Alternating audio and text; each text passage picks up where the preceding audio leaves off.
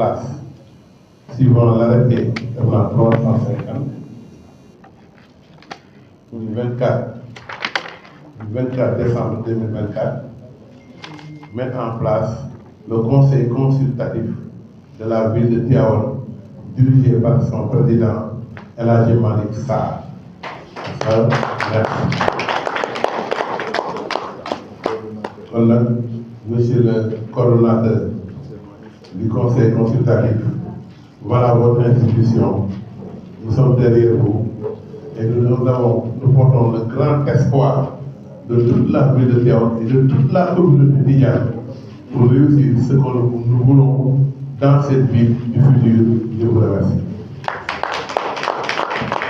Voilà, vous avez la parole.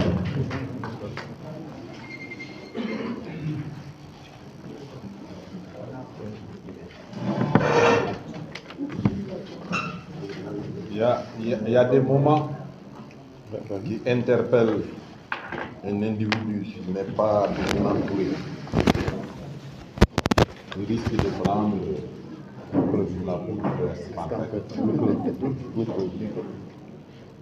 après avoir entendu ici autant de compétences, autant de talent, autant d'excellence, autant de diversité, autant d'engagement. Il m'est revenu en tête ce que j'avais déjà vécu une fois, et les deux témoins sont là, Moukal Sow et Mamoudou Sam. C'est quand je fus nommé directeur de l'aménagement du territoire et que j'ai demandé qu'on me transmette les CV du personnel. Quand j'ai parcouru tous les CV du personnel, Mamoudou Sam est là, j'ai convoqué tout le personnel en réunion. Je leur dis, je vous dis au revoir parce que je n'ai rien à faire ici. Vous êtes plus qualifié que moi, vous êtes plus compétent que moi, vous maîtrisez le sujet mieux que moi. Qu'est-ce que je peux vous apporter? Rien. Laissez-moi partir. C'est comme ça que je vous avais dit. Et aujourd'hui aussi, heureusement qu'on ne parle pas de président. Le maire avait pressenti que le groupe qui est mis en place, c'est difficile de présider. On ne peut avoir que la prétention très élevée de coordonner.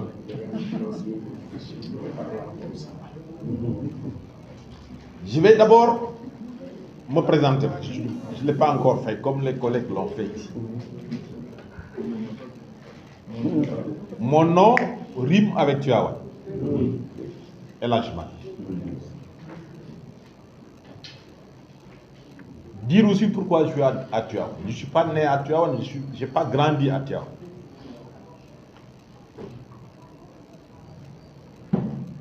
Mon père n'est pas né à Tivaouane, n'a pas grandi à Tivaouane. Mais il avait reçu ordre de son oncle, Cheikh Abdoul Aziz, après sa retraite, de venir s'installer à Tivaouane. 6 mois après avoir reçu la directive, il a acheté le terrain, il a construit, il a pris ses bagages, il est venu s'installer à Tivaouane, jusqu'à la fin de sa vie. 5 jours avant la fin de sa vie, il m'a enfin convoqué pour parler avec moi. Je ne suis pas le plus âgé de ses fils, de très loin. Et une des révélations, parce que maintenant je parle de révélation,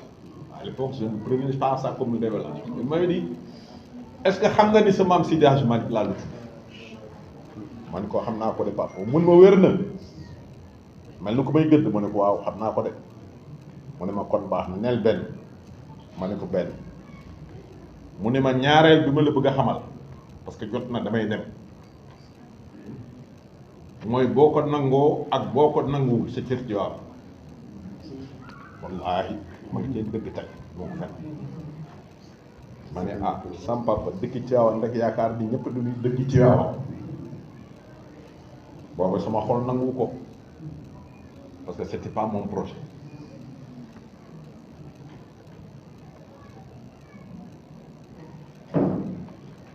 semaine boobu la génn àdduna.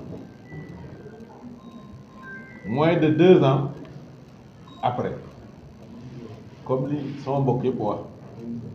jënd naa fi terrain tabax naa am naa kër ñibbisi naa am naa fi soxna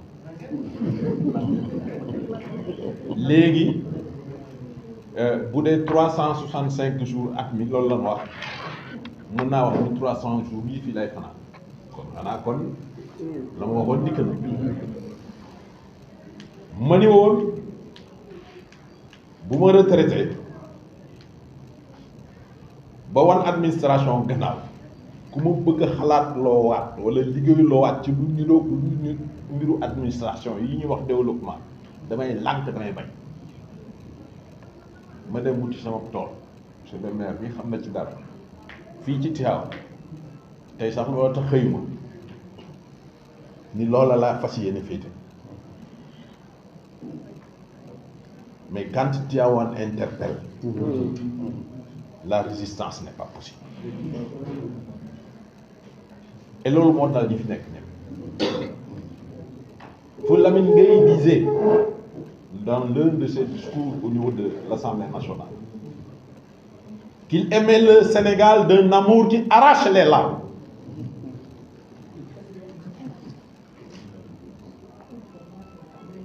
Il savait parler le français.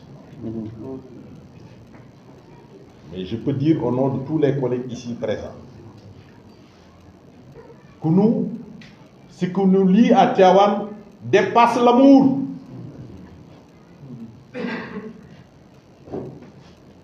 Nos âmes sont énervées par Tivaouane. C'est plus que de l'amour. Nos âmes sont énervées par Tivaouane. C'est pourquoi quand Tivaouane interpelle, nous ne pouvons être que présents, sans condition et avec la plus grande détermination.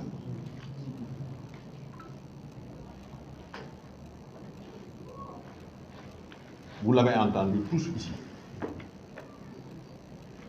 C'est des gens qui auraient pu aujourd'hui envisager autre chose. Mais quand Tivaouane a besoin, ils sont toujours là. Je disais tantôt au maire, comment tu as pu faire pour rassembler autant de talents?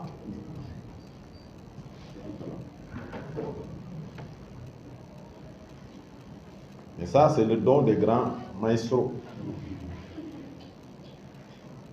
Maestro au sens original du terme.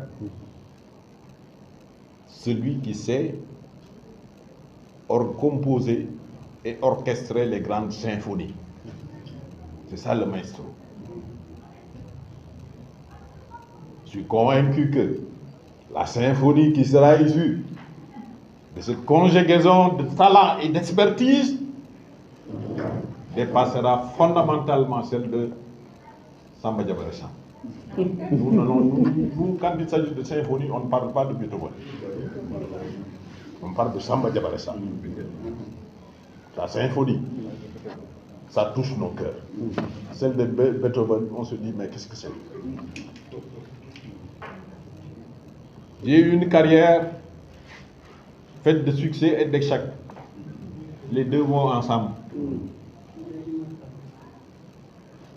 J'ai un de mes promotionnaires de fac, Hadji Malick Diène, ici, dans cette salle. Après, je suis parti faire l'agriculture. Première des vérités que j'ai apprises d'un professionnel, Feu Khassoum Dia, qui m'avait reçu à la SAED, il me disait, Monsieur Sarr, le diplôme me donne droit à apprendre un métier. C'est aujourd'hui que vous allez commencer à apprendre le métier.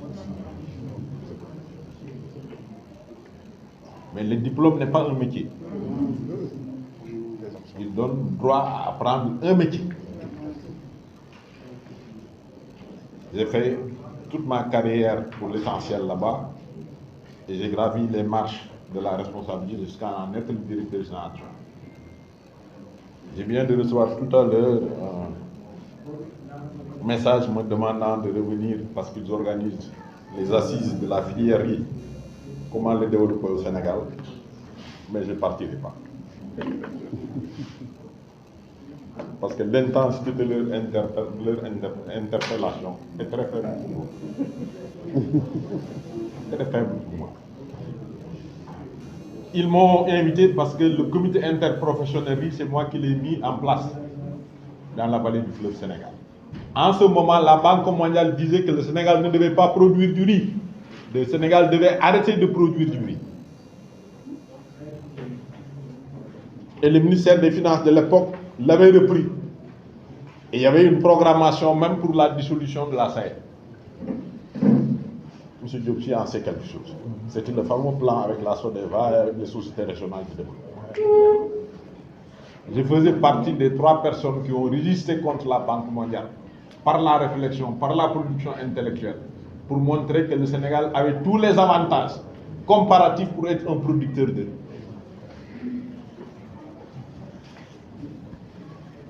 Et aujourd'hui, la Banque mondiale dit et est d'accord qu'il faut s'autosuffire en riz pour le Sénégal. Comme quoi, il faut savoir mener les combats. Ce n'est pas à Diopsi qu'on apprendra cela. Abdou Aziz le sait, certains le savent ici. M. Tanor Dieng a parlé des plans d'occupation et d'affectation des sols. C'est une conception de ma modeste personne. Les plans d'occupation et d'affectation des sols au Sénégal, c'est moi qui les conçus. La charte du domaine irrigué de la vallée du fleuve Sénégal m'a coupé. Le projet de Diamniadio, c'est de Yangini, Oumoukalso Mangini, Mamoudou Samba Mangini, Mandi Mako concevoir. Diamniadio, nous titre rotal. Bamokoy Bind, si on rate l'aménagement de Diamniadio, Dakar va être étouffé. Et comment il faut concevoir l'aménagement de Diamniadio? Et comment il faut corriger les erreurs d'aménagement de Dakar et de localisation de certaines infrastructures industrielles, telles qui se trouvent au niveau de la baie de Hann. Et tey loolu fàtte nañ ko ba léegi ñu ngi fa bàyyi infrastructures qui sont très dangereuses et qui se trouvent au cœur de Dakar.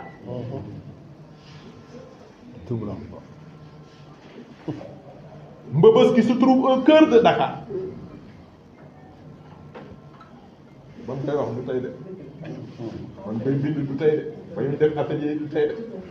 ba président Wade ba ko présenté mu d'accord convoquer un séminaire gouvernemental où tous les directeurs de cabinet étaient réunis pour me présenter le projet. Yàlla dogal na tamit ci yu bari mag Abdou Aziz ñooy am dañoo bari kàmm doo xam ñu lu jàng même la batteuse à riz man mii maa ko conseillé bu keneen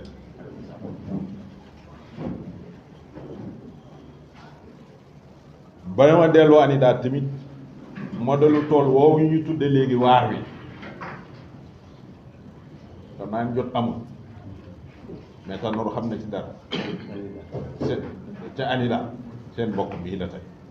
gis naa nag temps yële gars yi di ko xëccoo naan ñoom la wante yàlla dogal na dama mel na sama sëriñ ba nu ko concevoir dama ko bind ci livre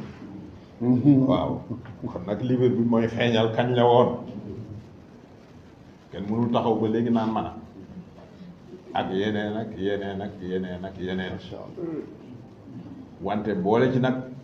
jéem nañ ba tay daanu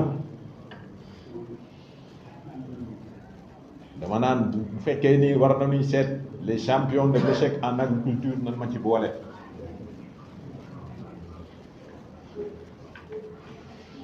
mais li tubaab di wax on apprend plus de ses échecs que de ses réussites. Ceux qui ont peur des échecs ne réussiront jamais le développement. Monsieur Thiaw en sait quelque chose wax na leen léegi réewu Asie yooyu fanu toll woon Malaisie tubaab yi dañ leen daan wax doomu Malaisie yi bu ngeen di jàng xanaa da ngeen di yéeg ci kaw koko yi pour jege weer yi pour mën a jàng seen leçon wante tey ci tey Malaisie kenn du leen wax ci loolu man nag damaa bokk ci ñi gëm ni lu ma sàmba mën ma dem ba wax na ko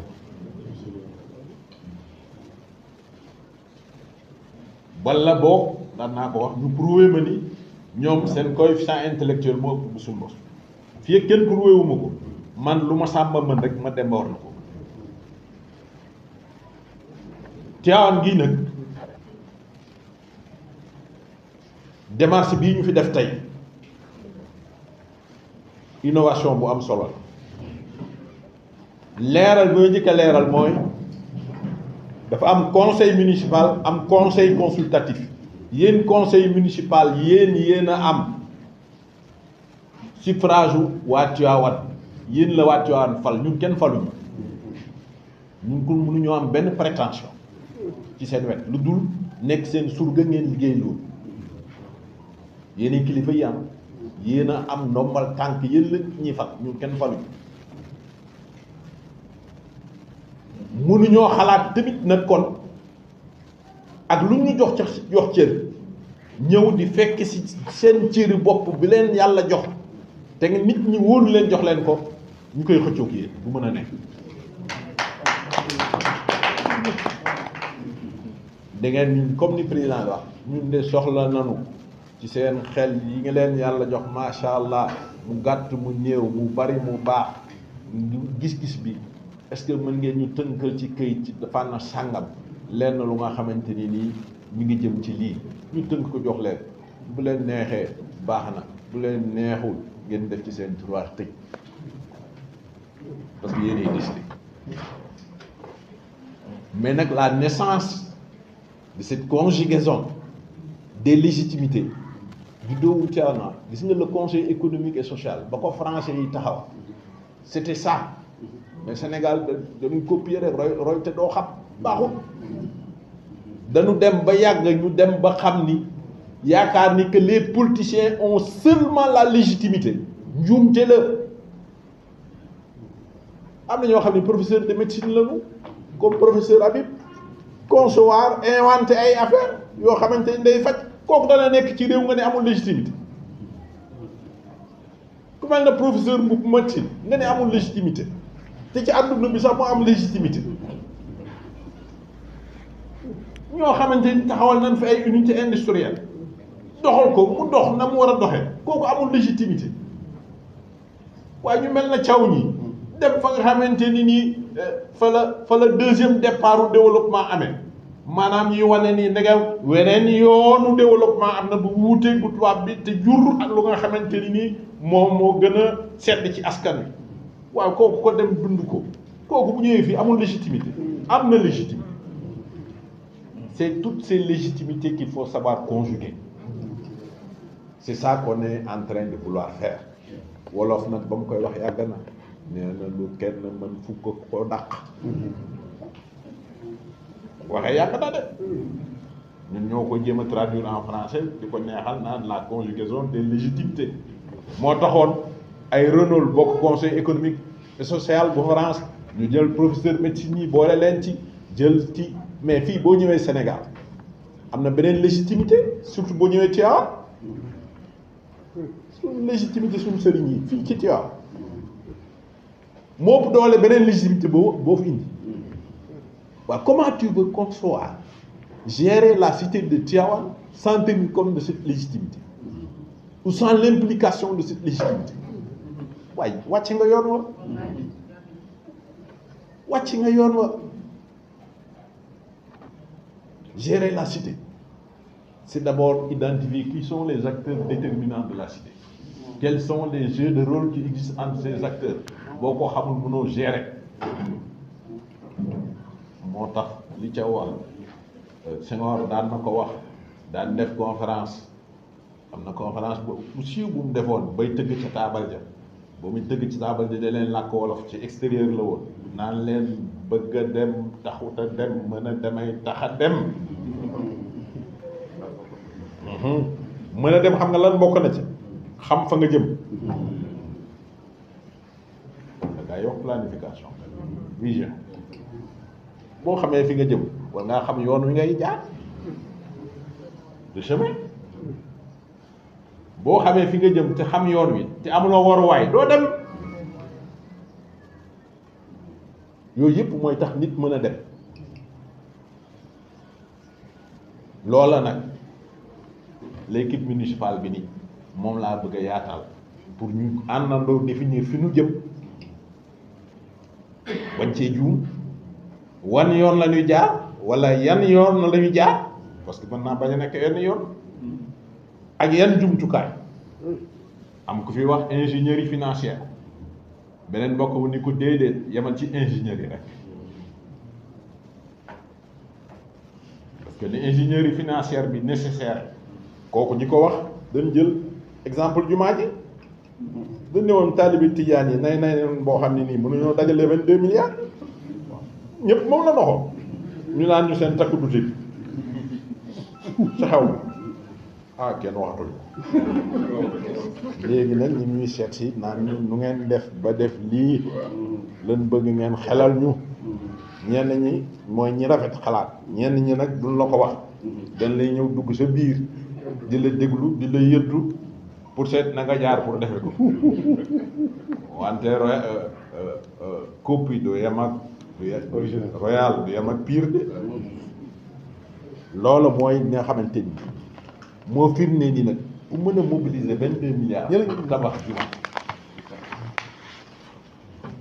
mais ça veut dire qu'on peut mobiliser de l'épargne pour construire le développement de Tivaouane on doit pas pouvoir toog fii di xaar dotation état transfert nangam non bu fekkee ni foofu rek la ñii daan naa leen ko ñoom Kalsom la décentralisation c'est pas des textes seulement c'est aussi des moyens pour se développer buñ ko deful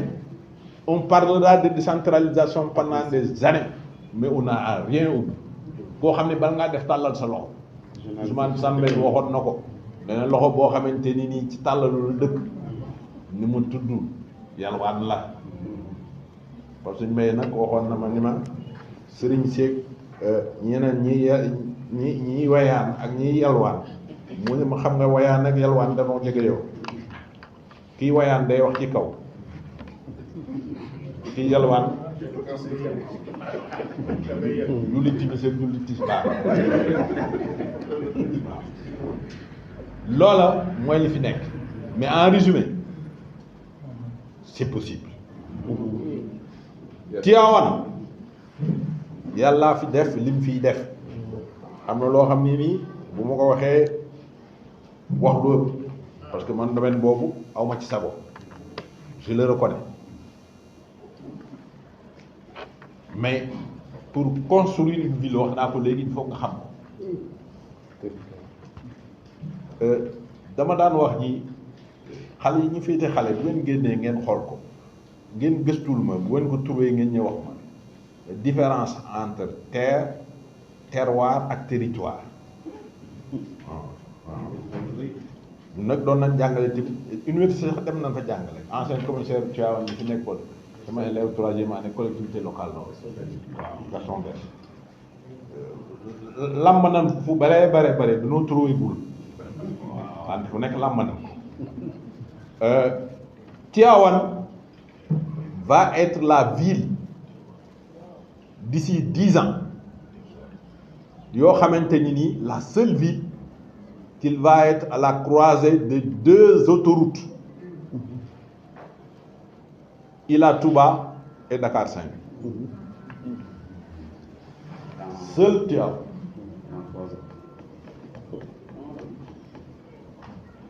et dans 2 ans ce sera effectif parce que le tronçon Dakar-Tivaouane a démarré depuis 8 mois et va être livré dans moins de 2 ans. Une ville n'est qu'à la croisée de 2 autoroutes Tivaouane lay jëkk a doon ku ko waajulul daa dajeeg loo xamul de xoolal tey Thiès boo génnee autoroute bi dugg Thiès da ngay jël autoroute bi daw bay bëgg a dee boo duggee biir Thiès mu nekk ralentisseur waaw booy accélérer di ralentir plus 1 moins 1 0 la zéro la kon il faut que ñu commencer léegi xalaat comment effet bi nga xamante ni ñaari autoroute yooyu daan ko am sur la connectivité et la mobilité à l'intérieur de Tivaouane léegi lañ ko war a xalaat balaa autoroute yee pare et ça va être un atout majeur parce que taalibe yi bëgg bu week-end jotee àjjuma ñu ñëw Tivaouane ci lu gaaw toog fi ba dimanche ñu ñibbi ci lu gaaw bu loolu paree rek nga gis développement Tivaouane mais Tivaouane aussi am na ko wax fii département la te pour construire une ville doo yam ci périmètre la démarche de développement d'une ville c'est concevoir la ville avec son interlangue polarisée la relation entre le rural et l'urbain foofu nga koy gisee kon da ngay xool département mais département Tivaouane en matière de ressources minières boo ko doon classé ci Sénégal peloton de tête lay nekk yaa tudd premier boo doon ko doon classé ci horticulture ana Tanor Meysen foo koy classé ah numéro 1 rek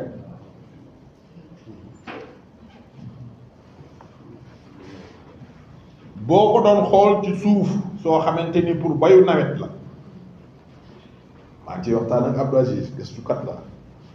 moom moo tax ma ne moom tamit dafa bari kàmb kenn xamul génie civil la jàng wante léegi boo ko doon laaj génie civil la gën a ñàkk xam suufu jéeri ji boo doon xool ban moo ci ëpp concentration de garabu kàdd département Tivaouane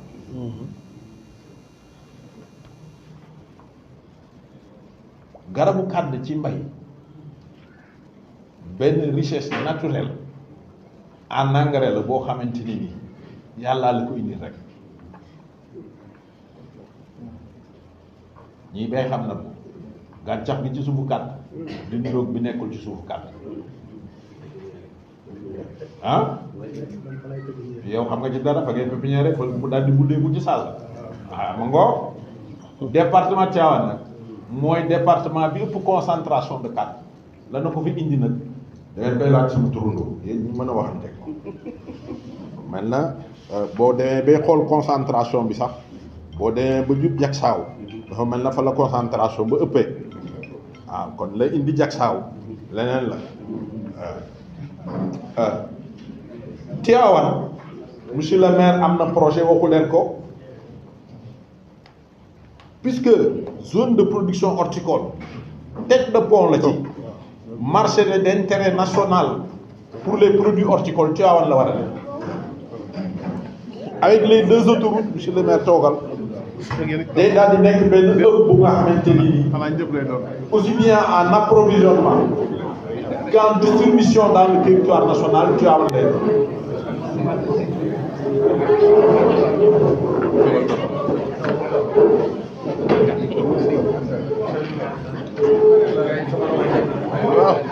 beneen bi ci gàttal Oumou Kalsoum wax na leen ni leen ci planification spatiale am na outils yu disponible yoo xam ne très rapidement mën nañ cee jublu parce que liggéey bi ñu fas yéenee def du loo xam ne da nga koy togg naan fukki at lay pare dañ koy def ay pàcc loo xam ni mën naa sotti léegi ci 2025 loo xam ni 2026 la loo xam ni xalaatu 2040 la yooyu yëpp lañ naan a boole monsieur le maire mi ngi may wax ni ma am na lu ma yore as tuut loo xam ne ni yéen rek lay xaar ngeen génneel ma proposition opérationnelle ma liggéey am ku ni jumaa ji pare benn ouvrage central la structurant am na xalaat bu ma commencé woon ñu koy wax ñu ni dañuy définir ce qu'on appelle le domaine de la hadara Mame Seydi Hadji Malick à Tivaouane mu commencé ci jumaa ji jël zawiya yi jël kilifa yi jël xalxuus jël mais kooku dañ koo war a aménager rapidement ku ñëw gis ni amu Tivaouane mi ngi nii ñeneen di ko tuddee cœur de ville mais fii ku ñëw te monsieur le maire wax na daf ci eggul mais xalaat na déjà le programme de pavage nga xam ni dafay niroo ba ku dugg ci zone boobu xam ni par le pavage que zone bii kat am na spécificité am na adresse am na am aux alentours des zawiya et de la grande mosquée. C'est pas toutes les activités qui peuvent y être organisées. C'est inacceptable. Et ça, avec le maire, on va le faire. Définir le plan de circulation autour de ces édifices religieux. Et même définir le port vestimentaire.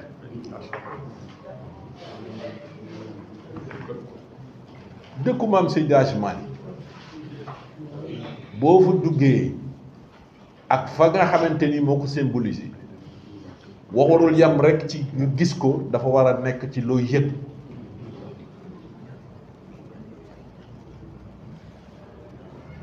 loolu mooy école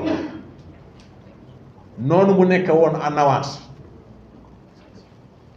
noonu lan ko war a feeñale léegi et le maire est disponible. Je pense qu'à partir de ce moment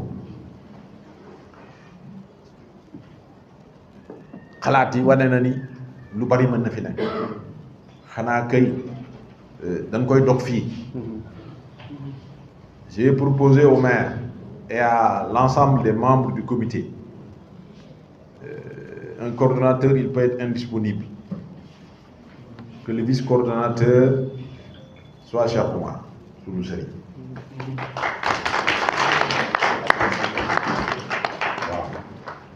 Et Inch'Allah, Serigne, nous xool au plus vite quand est-ce qu'on va pouvoir se réunir pour définir un peu la feuille de route pour li ñenn ñi waxoon fii bañ ñoo dal nee naan bu fekkee ni xalaat bu rafet nga bëgg da ngay ñëw Sénégal bu nu xalaatee ba pare nga jël ko dem jëfe ko on le Burkinabé yi wax loola nag bu mu ñu dal fii nan leen ko xalaat jëfe ko loola daal mooy li nga xamante ni nii mooy suñu mission ñuy ñaan sëriñ ci barke waajur yi ci seen barke lii ñu am yéene ànd kook maire te bu fi kenn génn nag man nag damaa xaw a niroog sama papa suñu Babacar Mansour bu fi kenn génn naan monsieur le maire kat élection yi di ñëw le tiit bay dem wuti secours politique ñu secours ñu kenn kii tiitu yëngatu rafet waaw xam nga ñun li ñu ñor mooy li ñu dalee tey Tivaouane quel que soit le bord politique auquel on appartient nous ce qui nous intéresse c'est Tivaouane et Tivaouane. Dans ces zones-là on a délibéré 282 hectares yoo xam ne c'est dédié à l'agriculture li may wax ni c'est fait depuis 2000 l'ensemble de ces délibérations daañu ko jox le conseil consultatif c'est-à-dire lii ñu leen di wax yëpp fexe nañu ba balaa ngeen di commencer liggéey defar nañu d'abord les outils yi nga xam ne bu ñu waxee rek mën nañ ko teg seen loxo ne la mën ngeen a tàmbali donc loolu mooy ci cadre dans le domaine de la santé dégg naa doyen Fall wax léegi sur la carte sanitaire on a déjà construit ñaari centre de santé supplémentaire yoo xam ne que c'est éparpillé au cours de la ville on a prévu pour cette année 2 autres centres de santé donc nous on n'a pas attendu donc lii ñu ko ñëpp tabax la ko c'est-à-dire li ñu nit ñi di reproché mooy pourquoi doo leen ko inauguré inauguration yi dañ defoo rek ak mise en place mais loolu tabax nañ ko ba pare équipé ko rek mettre en place moo tax mais c'est déjà fait c'est déjà construit c'est déjà fait ça veut dire que suba wala gannaaw suba wala dans 2 mois 3 mois nañ yëpp lañ ko mën a inaugurer avec des équipements normaux donc pour wala leen que yëpp am nañ déjà koo xam ne anticiper nañu déjà pour que au moins bu conseil bi ñëw dana mën a compléter ñun suñu xalaat bi ñu am ñoom dañuy seet lan lañ def on a fait un projet aussi dans le cadre de l'environnement ak dans le domaine cadre de vie def nañ ko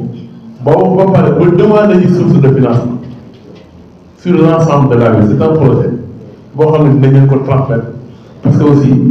loolu domaine Cheikh Tidiane Diouf la parce que Cheikh moo yore le cadre environnemental au niveau de la commune avec la commission bi nga xam ne moom mooy commission environnementale donc loolu aussi c'est déjà fait donc ñun bare nañu ay loo xam ne tàmbali nañ ko mais li ñuy bëgg mooy loolu ñu tàmbali da ngeen koy retrancé wax parce que am na niveau bu ñu yem ñun or affaire bi war na mën a continuer niveau bi ñu nekk dem à un niveau supérieur wala dans une date encore plus longue loolu moo tax ma ne yàlla baax na bi nga xamante ne bi ngeen di xasee ba firi rek kenn ku nekk préoccupation bu mu doon xalaat wala lu mu doon xalaat ne que waroon nañ ko ci war a def ñun déjà anticiper woon nañu moo tax ñun même APIX demoon nañu ba bind leen ba d'accord ak ñoom ba ñu war a ñëw waxuma APIX approche yi ñëw nañu fi ba def ñoom aussi en même temps le même recensement pour au moins les jeunes les trucs de Diamniadio bi nag après chinois yi ngay wax bi ñuy koy defar man mii di waxal yow man maa ko defar c'est pas quelque chose ak muy mën la ko terrain yi sax man maa ko dindi defar ko tey bu approche taxawee zone bi Diamniadio zone industrielle man kenn rek maa ko defoon Sénégal buy liggéey avec les chinois de Siseko j'étais le seul amul benn Sénégal bu ko liggéey donc xam naa après baax bi xam naa yoon bi gars yi jaar pour liggéey bari na ci loo xam ne ni aussi am nañ ko aussi donc vraiment mu nekk loo xam ne ni kontaan lay nekk si ñun que ñu xam ne kat experts yi ñu am ak borom yéene yi ñu am ñoom ñëpp seen xel mooy fexe ba dëkk bi toll beneen niveau boo xam ne ni du niveau bii ñu nekk en tout cas ñun kontaan nañu si seen teewaay ak seen présence parce que tamit mënoon nañ leen bind convoqué leen choisir leen mais doo leen ñëw ça aussi c'est important di xamal ne que ñi nga xam ne président moom ñett am na ñett ñoo xam ne kenn ku ci nekk da nga war sa xol muy Mansour Sy Diop bi nekk au niveau de Jeddah mi ngi nekk aussi moom mi ngi Jeddah aussi la nekk chef de projet la moo yore chef de projet jeunesse ensuite léegi moo yore benn chef de projet dans le pays mondial teewoon dëkk fii la juddoo fii la bàngee fii la bokk bi ma ko may dama ne damaa war a jël avion ñëw ma ne ko noonu l'essentiel bind nañu boole nañu si boo si bokkee rek dana set les gens nañ jël contact ak yow sur le site parce que sur le plan international on a besoin de personnes yoo xam ne ressources yoo xam ne dañ indi link yu bëree bëri par rapport à ça en tout cas daal vraiment ñu ngi leen di remercier ji nii parce que mënu ma woon rek ñëw rek placé comme ça rek parce que man moo placé pare bokk ma donc kon man léegi rek laa mën a wax jeexal donc loolu moo tax ma ne naa anticiper ci vraiment remercier leen ci seen teewaay d'abord ak seen présentation bu leer bi nga xam ne ëllëg kenn du ñu mën a wax ne kat lii ngeen def ne pour baa ngeen def ko en tout cas ñu ngi leen di sant bu baax di leen wax ne que vraiment kontaan nañu te xam naa ne conseil bi aussi kontaan nañu ci ñi nga xam ne gis nañ leen dégg leen ñu wax am nañ ci mbégte parce que